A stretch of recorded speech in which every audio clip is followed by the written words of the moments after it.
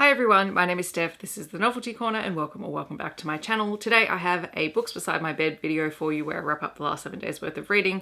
This is the second last Books Beside My Bed video for 2023. Next week's one will be the last one. It will wrap up the entire year, which is pretty exciting. This week has been very interesting because, as I said last week, there was a lot of stuff happening. Essentially, what that meant was that I was reading a lot, but I was reading much shorter things and I was having to read things that I could read while traveling on public transport and while doing things around the house. So audiobooks and very short novellas. There are a couple of full-length novels in here, but mostly it was short form stuff just because I simply didn't have time, and it wasn't so much that I didn't want to read because I actually needed to read just to help me sort of process and regulate what was going on this week.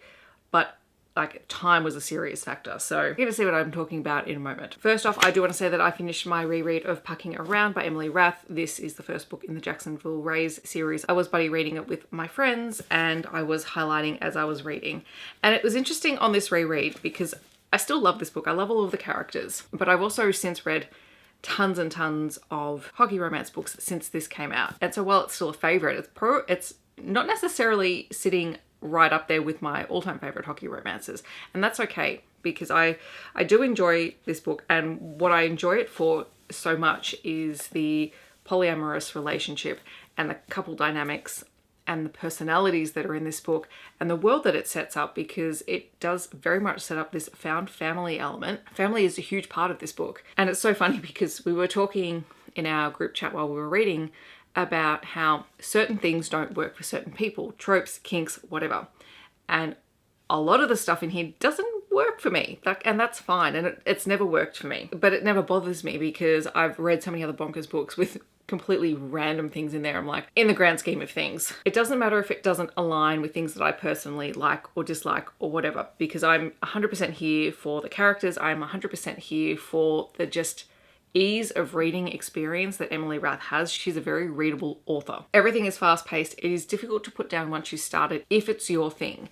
And you know, some people have read it and loved it. Some people have read it and thought it was okay. Some people have DNF'd it. That's fine. That's the point of reading something with people and talking about it and seeing what people like and dislike. So I enjoyed it. I think on reread, one of the interesting things, having read all of the Packing Ever After novellas since then, is I had a much bigger appreciation for Caleb and Ilari in this book. I mean, I love them all the first couple of times that I read it, but having read particularly Packing Ever After Volume 2 and knowing where their character journey goes, it was really interesting coming back and reading this and sort of seeing where it's all set up to lead in that direction. It's awesome, it's queer, it's very consent driven, which I appreciate. So yeah, I had a great time. I was glad that I was reading it this week because this was my reward every night that I was coming back from traveling up to the hospital to see my dad. So this gave me something to look forward to every day. Also, the audiobook was really great. It's the first time I've listened to it. I had a great time listening to that as I was reading. I also read A Second Chance Road Trip for Christmas by Jacquot. This is part of her Holiday with the Wong series. I read it for a members vlog, which I'm hoping by the time this video goes up, I've managed to edit and upload the members vlog. If I haven't, members, I'm really sorry. It's just been that week, and when you see it, you'll know why. This is about Greg and Tasha, who were high school sweethearts who separated during college because they were long distance, and it kind of just made sense for them to sort of go their own ways. It was never a bad split. It was just, this is where we are in our lives at this point.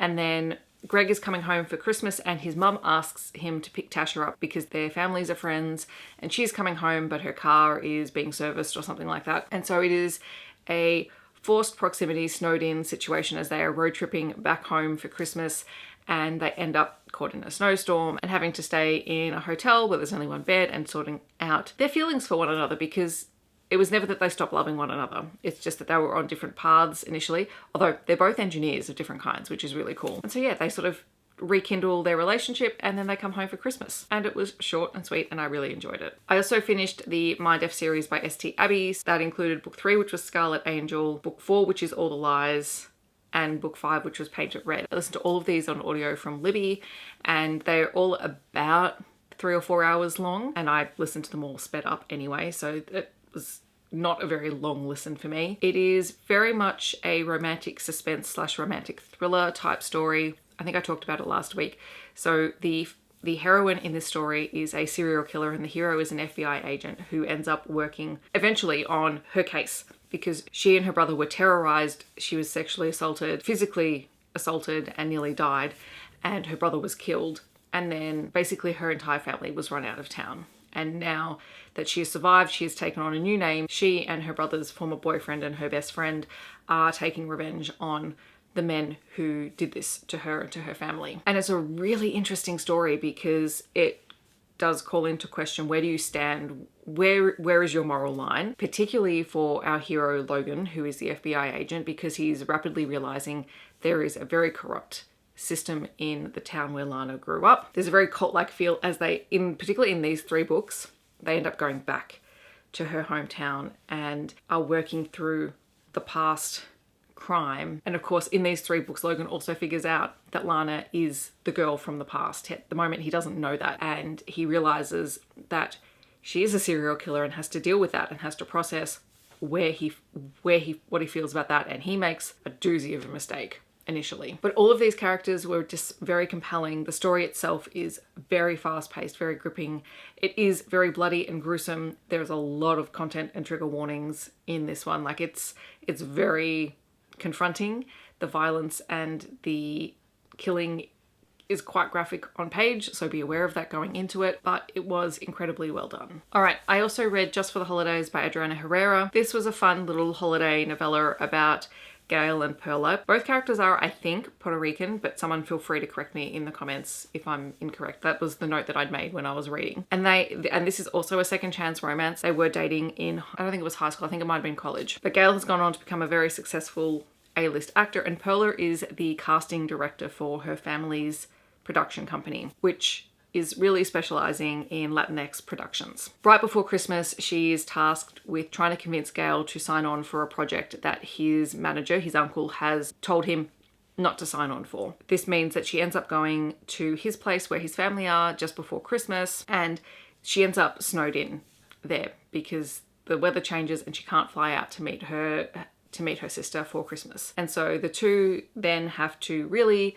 look at their relationship and why they originally broke up in the first place, which was not because they didn't like each other, but because Gail's uncle had convinced him that Perla was not going to be a good choice for him to have, for Gail to be able to succeed in his career. I loved Perla as a character. She is just awesome because you see her growth. Even though this is quite a short novella, you see how far she has come since college, where she was fairly shy. She comes from a very prominent family, but that family is not a happy one for her. And so she's had to really make her way in the world and really make a name for herself. And she's done that. I think she forgave Gail far too quickly in this one because he's a very easily led person. So I was not his biggest fan for the majority of the book. Like, I liked him, but it also, like, come on, your uncle is manipulating you. Everyone around you can see it. But that said, if you're looking for something that is fun and short and holiday themed, it's not a bad choice. It's a equivalent of a 4-star read for me. I also picked up Lee Jacquot's new book, Midnight Drop. This is the latest book in the Holy Nights series. This is a short New Year's Eve themed novella. It is about 2 cosplayers who have made a name for themselves on social media. They are rivals and they find themselves in forced proximity on New Year's Eve as they are co-hosting an event together. And the animosity between them is because their first meeting did not go very well, and the hero in this one spends the entire New Year's Eve trying to convince the heroine that 1, he's sorry for what he said the first time that they met, and 2, that he is just head over heels for her. And it's great. Like, this was one of my favorite in the Holy Night series since the Halloween one, because the Halloween one is still my favorite. I think this is now a close second. So I enjoy this one a whole lot. I also read The Office Party by Whitney G. This is a boss-employee workplace romance. It's also a hate to love story. Hate to love story, because the hero Garrett runs his media company with an iron fist, and he basically demands every Christmas, because media never sleeps, that they all celebrate the holiday season together. He sounds like an absolute nightmare. And Savannah is just not having any of it. The book opens with her the book opens a year in the past where she has tried to call in sick and has gone on holiday with her sister, and he tracks her down. And, you know, that's our first hint that there is something between these two. And then we jump forward a year later and it is the next Christmas party. And the banter that these two have was just great. Like, I really enjoyed it. It reminded me very much of the second book in Lauren Ash's Dreamland Billionaire series, but better and like a fifth of the size. Like, it was just a really good hate to love story. And then the last book that I read this week was Better Hate Than Never by Chloe Liese.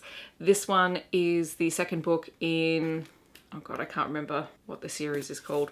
Anyway, it's the second book in her new series, the Wilmot Sisters series. That makes sense because it's all about the sisters. So this is also a hate to love story. Are you sensing a theme this week? I didn't intentionally do that. I just was picking up random things that I thought I would enjoy. Between Katerina and Christopher, they were neighbours growing up, and there is a 6-year age difference between the two of them. And it's really interesting because from a very young age, they have annoyed one another. And now that they're adults and Katerina has come home for the holidays, kind of reluctantly. She is very much a free spirit. As soon as she could leave home, she did. She's a photojournalist and she has spent a lot of time covering things across the world, and she's kind of burnt out from that because she's constantly seeing the worst of humanity. And she thinks the worst of the hero because he's a hedge fund manager, but he and his company are trying really hard to look at ethical investments, and he runs, quite frankly, what sounds like a delightful workplace. And hopefully places like this exist in the real world because it sounds really nice. Tensions come to a head on Thanksgiving when they just go absolutely head to head. And he is like a surrogate son to her parents, but the two of them just butt heads constantly until he is told he needs to try and fix it because it's not okay. The fact that they are just constantly arguing is affecting not only them, but everyone else around them. And so through that, we realize that Christopher, and the way that he reacts to Katerina is because he's been worried about her. He's always worried about her. He doesn't want her to get hurt, and she's been overseas and far away from family. And he's very much someone who needs to be in control.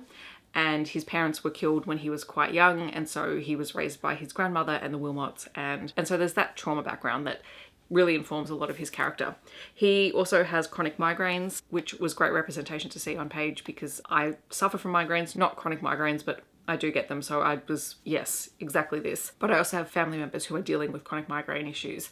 And that was great representation to see on page. Katerina has ADHD, and that comes out very clear in this book in the way that it affects her life and how she's learnt to manage it and how it just feeds into every element of her daily life. There's a great friendship group in here. There's a lot of fun things that happen. It is very much a slow burn book. Katerina is demisexual and has relatively limited romantic and intimate experience, and so that also informs her relationship with Christopher, and he is just precious about that. Like, he's great. I think I enjoyed this one more than the first one, but I am very excited about Juliet's book, which is the next one. Hi, it's Editing Steph here, and I realized I forgot to say at the start of this Books Beside My Bed video that essentially this is kicking off a 12 days of Christmas starting from December 25th. I can't remember if that's actually a thing or not, but I know some people do 12 days of Christmas leading up to Christmas and some people do it after Christmas.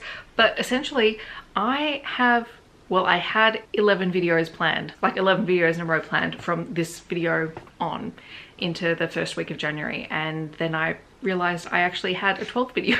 So you guys are going to get 12 videos in 12 days. Good thing I'm on holidays. That is my wrap up for this week. In the comments, I'd love to know what you have been reading, or if you've read any of these books, what are your thoughts on them? Feel free to share them down below. Since this video will be going up on Christmas Day for me, and I did read some holiday themed books, feel free to leave your favorite Christmas emoji down below. Otherwise, I hope that wherever you're in the world, you're staying safe and healthy, and I will see you in my next video. Thanks so much for watching. Bye everyone.